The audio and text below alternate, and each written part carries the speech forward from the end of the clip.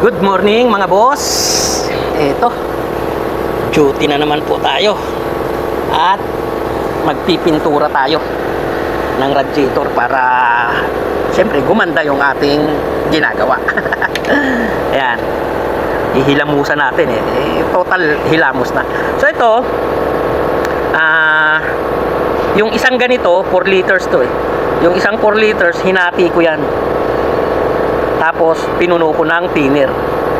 Tapos ilalagay ko yan sa spray. Ang mapipinturahan yan mga boss ay ayan, 7 malaki, 7 maliit. Maliit ng konti yun dito Tapos ayan, sasaba ko na tong after cooler na dalawa. Baka sumobra pa yan ng 2 malaki. Yun ang kabilaan yan mga boss. 4 na siding ang titirahin ko dyan. Ito, 1, 2, 3, 4. Puro ganun yan, 4 na siding. Pero ang importante kasi ito, yung kabilaan. Itong siding, pwedeng mild na lang Okay? So yan. So yun yung aking mixture ng pintura pag nag-i-spray ako. Yung 4 na litro, yun ang kinalalabasan na mapipinturahan. So ito, hahaluin ko na muna ng hahaluin kasi yung hangin namin o yung compressor namin ginagawa ng nagtatanggal ng gulong ng truck. Kailangan niya solid na hangin yung tawag dito, magamit niya nang sa ganon malakas yung puwersa nung impact wrench niya na panggulong na malaki. Okay, so haluin ko lang muna to boss. Ayan, haluin nyo lang naman yan hanggang sa mawala yan, buo-buo pa, di ba?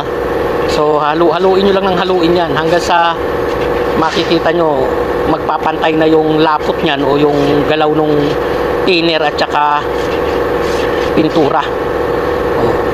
Sa ngayon matigas pa yung ilalim, nararamdaman ko. Ibig sabihin buo pa yung pintura, yung malapot pa yung pintura.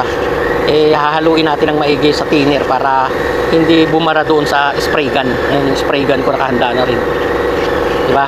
So ayan, thinner lang, acrylic thinner, at saka itong pintura na pangalan ko. Hindi, nagkataon lang yan mga boss na kapangalan ko yung pintura na Edwin Paint. Ayan, yan ang ginagamit ng aming kumpanya, Edwin Paint. Yan, ayos naman siya, gloss black. Makintab naman siya mga boss, at saka madali siyang matuyo, malinis, at saka matagal din siyang matanggal. Hindi kagaya ng iba, lalagyan mo pa ng hardener. Kailangan mong lagyan ng hardener para matagal matanggal o matibay yung kapit. Siya basta thinner lang at saka yung Edwin Paints nga, okay na. Okay na siya. So ayan,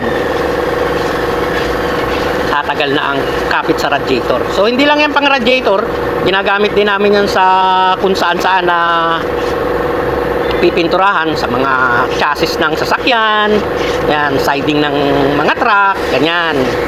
Ginagamit yan nila nung painter namin. Ako naman kasi hindi ako painter talaga na nakadestino sa radiator ako May painter kami, ayun ginagawa nga niya yung ano nga ba tong unit na to, side boom yan mga boss. Counterweight yung nakikita nyong puti, primer yan, primeran na niya lahat, tapos bubugahan na niya ng kulay dilaw yan. So hindi pa tapos, pang 3 araw na niya ginagawa ngayon yan kasi kalawang na yan kumbaga hinihilamusan din niya yan. So ganun lang mga boss, at i-update ko na lang kayo, haluin ko lang to. Medyo wala na, diba? Kanina pag angat ko yung sa baba ang kapal, diba? O ngayon wala na. So ganun lang mga boss, mamaya titirahin natin itong mga radiator na aking pipinturahan. And sa mga kapanood ng aking video, maraming salamat mga boss.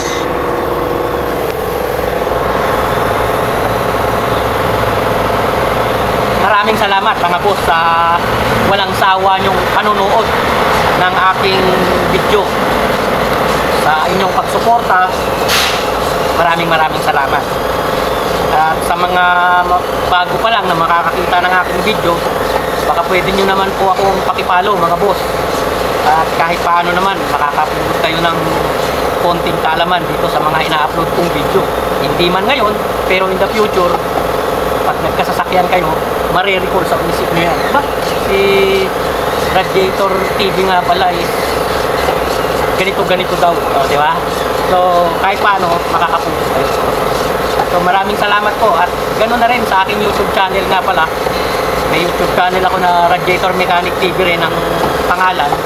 Baka pwedeng pasuporta naman mga boss. Nang sa ganun umangat-angat naman yung aking views. O madagdagan naman yung aking followers. Okay? So maraming salamat mga boss. Have a nice day.